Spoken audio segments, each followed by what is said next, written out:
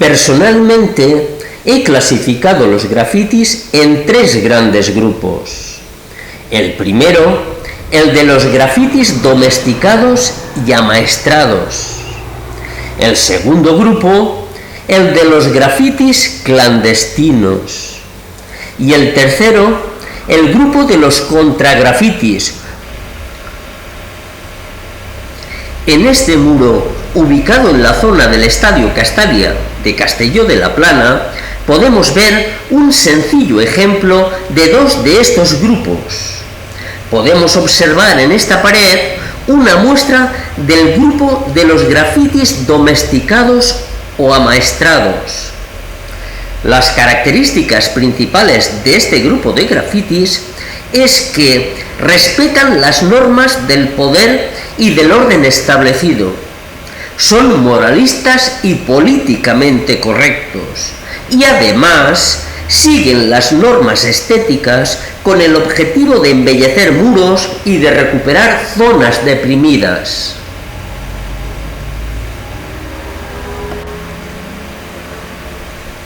Dentro del grupo de los grafitis amaestrados o domesticados, podemos incluir como ejemplo los fabulosos grafitis del Miau de Fanzara o los grafitis del Festival d'Art Urbà de Benicarló.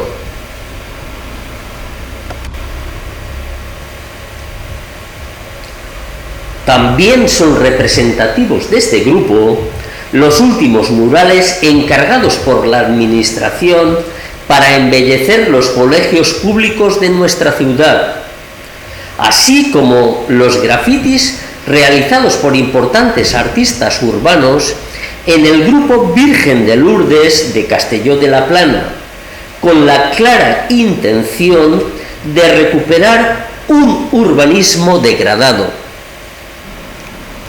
Pero en este mismo muro, en esta misma pared, en la que ha dominado la presencia de los grafitis domesticados, es decir, los grafitis del primer grupo, unos grafitis dulzones, moralistas y políticamente correctos, de repente entra con fuerza un nuevo grafiti, sin duda perteneciente al segundo de los grupos, al grupo que he denominado los grafitis clandestinos.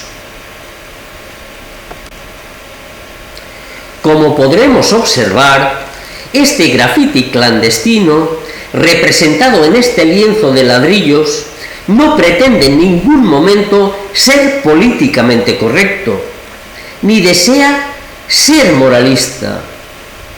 Su diana es un mensaje crítico de tipo superior.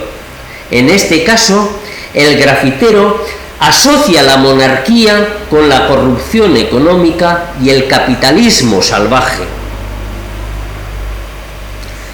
Este grafitero clandestino utiliza en esta creación un sofisticado sistema de condensación simbólica. Condensa el cetro real con la muerte, el oro con la sangre, el dinero con la esclavitud sexual y las máquinas con el capitalismo depredador y salvaje. También podemos ver en este mural un detalle que me ha llamado la atención: el triángulo equilátero con el ojo del gran arquitecto, símbolo de la masonería, pero invertido como signo de rechazo. Aunque debo destacar que no todos los grafitis clandestinos son de este tipo de mensaje antisistema. Los hay de firma, de tipo mural, de estética de cómic, abstractos, góticos, etc.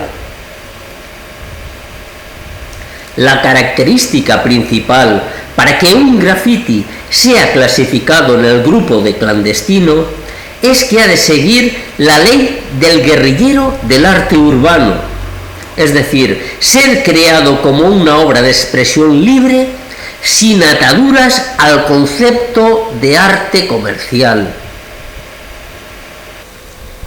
El grafiti clandestino puede ser arte público o arte oculto. El que estamos analizando es evidentemente público, porque puede ser observado por cualquier persona. En cambio, el grafiti oculto busca una gratificación personal y estética de los propios guerrilleros del grafiti, puesto que se realizan en lugares donde difícilmente serán admirados.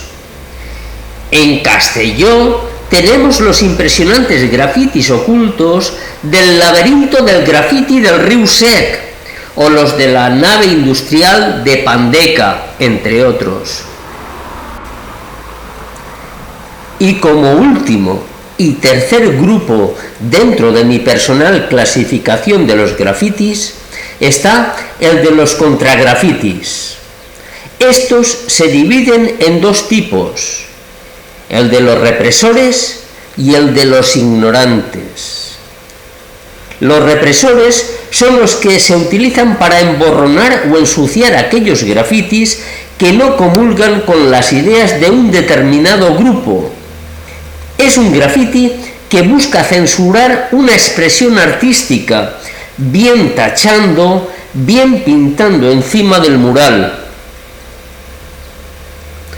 Y el tipo de los ignorantes es el grafiti perpetuado por aquel sujeto que de momento es armado con un spray y que, sin tener idea de arte, idea de cultura e idea de respeto, pinta sobre cualquier superficie, sobre cualquier mueble urbano, sobre cualquier obra arquitectónica. Este último grupo de grafiteros ignorantes son los que más daño hacen a los artistas urbanos, porque socialmente transmiten la idea de que el grafiti es vandalismo. Vídeo y voz de Vicent Melià i Bonboí, Castelló de la Plana, año 2019.